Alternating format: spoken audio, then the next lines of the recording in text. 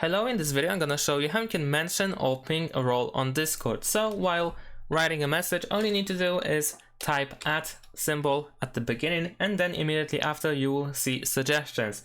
And if you can find the role, you can of course click on it and then immediately see that you have the role selected. And if you press enter, then you will mention everyone that is in that role.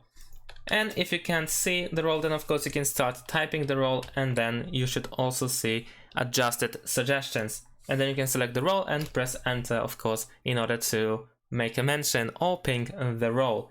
And of course, in order to also make it work for everyone, the administrator of the server has to enable mentions for that role. So if you go to the roles and let's for instance select this role, then over here this option, allow anyone to mention this role, needs to be enabled.